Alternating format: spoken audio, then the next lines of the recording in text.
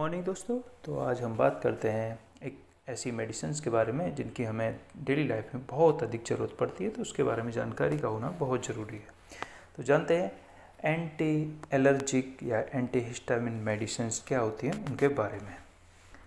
Anti allergic medicine तो बहुत सारी होती हैं, लेकिन मैंने कुछ सेलेक्टिव मेडिसिन के बारे में इसमें अगर बताया है, उसके बारे में जान लेते हैं।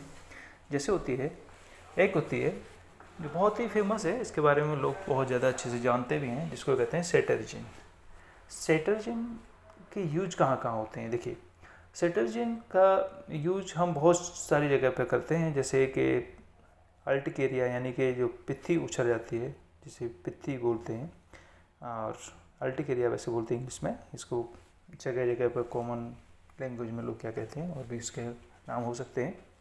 इंसेक्ट बाइट यानी कीड़े मकोड़ों के काटने पर रेडनेस हो जाती है आँखों में, आँखें लाल हो जाना, आँखों से पानी गिरना, आँखों में खुजली का होना, इस तरह की और भी बहुत सारी, जैसे नाक में जलन होना, गले में जलन होना, ये कंडीशंस होती हैं। और इसके अलावा कुछ एलर्जी भी होती हैं, जैसे एलर्जी की वजह से नाक में सूजन होकर के एकदम से लाल हो जाती है, बहुत अधिक खुजली होने लग जाती है नाक में एलर्जी, और तुम्हारा शरीर में एकदम से बहुत खुजली भी हो सकती है, बहुत तेज़ी से खुजली भी हो सकती है पूरे बॉडी में कहीं भी। और एलर्जी से आँखों में सूजन हो जाना, और कभी कभी क्या है कि जो अस्थमा की मेडिसिन लेते हैं तो उसके लिए भी हम इसके सपोजिट मेडिसिन इसके साथ में इस मेडिसिन को दे देते हैं। कोल्ड में इसको यूज करते हैं। एटोपिक डर्मेटाइटिस यानी स्किन में जो सूजन हो जाती है, उसकी वजह से भी इसका जो सूजन होती है उसमें भी इसका प्रयोग करते हैं। स्किन की एलर्जी में नाक जब बहुत ज़्यादा रनिंग नोज होती है, जैसे नाकों से बार बार पानी टपकता जाता है, तो इस कंडीशन में स्नेजिंग यानी जो छींक बहुत ज़्यादा आ रही होती है, तो भी इसका प्रयोग करते हैं। ये भी एलर्जी की वजह से होता है।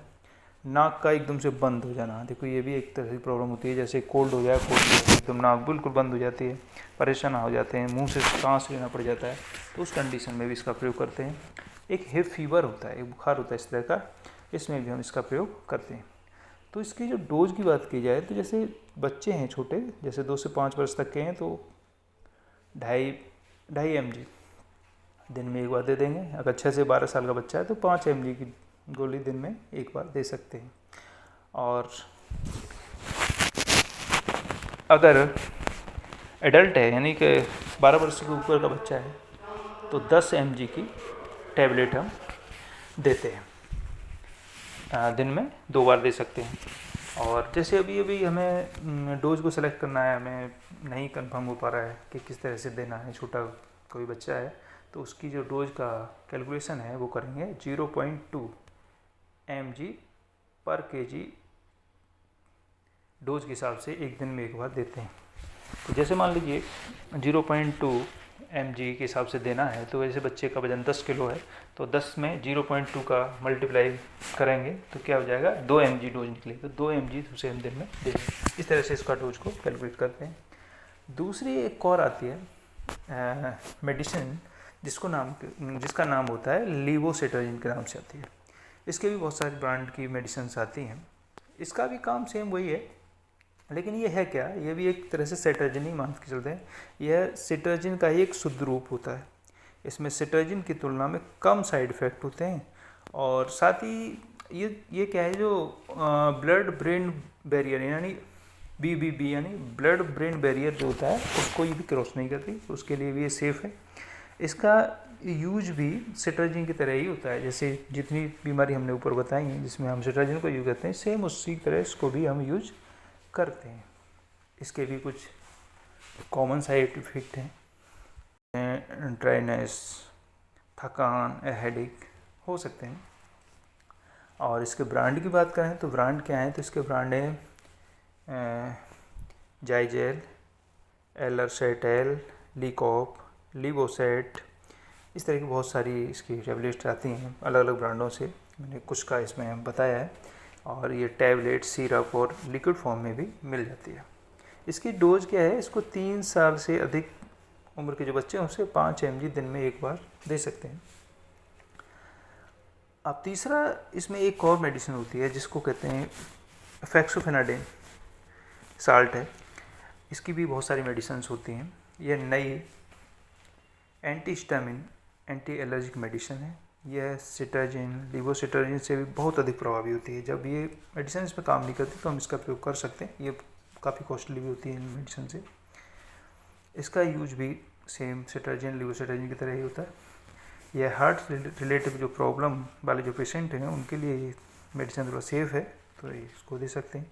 यह अन्य एलर्जिक मेडिसिन से कॉस्टली तो होती है। तो इसकी जो ब्रांड हैं वो फेमस एक ब्रांड आता है, जैसे उसके बारे में सभी जानते ही होंगे, एलेग्रा के नाम से आता है। एलेग्रा 120, एलेग्रा 180, ये बहुत आसानी से हर जगह मिल जाती हैं। फैक्सोना 120, फैक्सोना 180, ये भी एक कंपनी इसको बनाती है। फैक्सोवा 120, फैक्सोवा 180 के नाम से भी एक कंपनी बनाती है। और ये एक और ब्रांड है जैसे फैक्सोट्रॉल 120 और 180। इसकी डोज एडल्ट में 120 से 180 mg तक होती है। इसको भी दिन में सिर्फ एक बार ही यूज करते हैं। इस तरह से ये मेडिसिन हैं। अब एक तरह का एक और मेडिसिन साल्ट है जिसे हम कह सकते हैं डिकंजेस्टेंट। डिकंजेस्टेंट क्या होता है? देखिए, डिकंजेस्टेंट जब एलर्जी या कोल्ड से नाक पूरी तरह से कंजेस्ट हो जाए, बंद हो जाती है, बहुत दिक्कत होती है जब नाक एकदम से बंद हो जाती है, पेशेंट तब परेशान हो जाता है कि मुंह से बार बार सांस लेना होता है, नाक पूरी तरह बंद हो चुकी होती है। तो इस तरह की जब कंडीशंस होती है तो इसमें एक साल्ट है जो एक मेडिसिन है, वो इसमें बहुत अच्छा काम करती है। ये क्या करती है, जिसे जब हम लेते हैं तो ये ब्लड वेसल्स पर काम करके उस रास्ते को, यानी हमारे नेजल मार्ग जो होता है उसको थोड़ा सा चौड़ा कर देती है अंदर से, उसकी वजह से ये रास्ता साफ हो जाता है। तो इसकी स्प्रे भी आती हैं और इसकी टैबलेट भी आती हैं।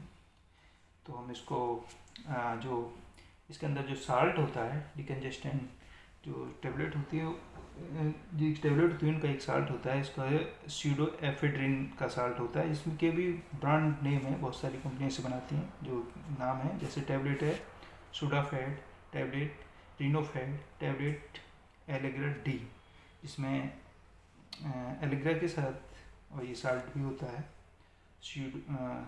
स्यूडोएफ्रेड्रिन भी होता है इसके अंदर।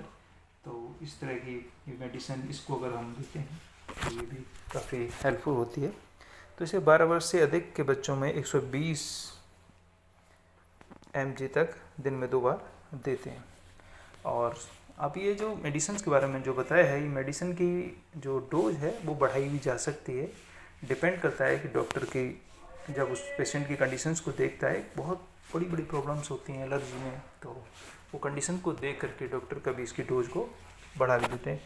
तो ये तो एक कॉमन डोज के बारे में बताया था। उसके बाद कंडीशंस को देख करके, पेशेंट की एलर्जी कंडीशन को देख करके इसमें डोज को में डॉक्टर इसको बढ़ा भी सकता है। तो इस तरह से मेडिसिन के बारे में बताया, और सेल्फ मेडिकेशन ना करें और डॉक्टर के परामर्श में लें। ये वीडियो आपके नॉलेज के लिए बनाया गया है। तो इसी तरह की नॉलेजफुल वीडियो देखने के लिए चैनल को सब्सक्राइब करके रखें। आगे इस तरह की वीडियो आपको मिलती रहेगी। धन्यवाद।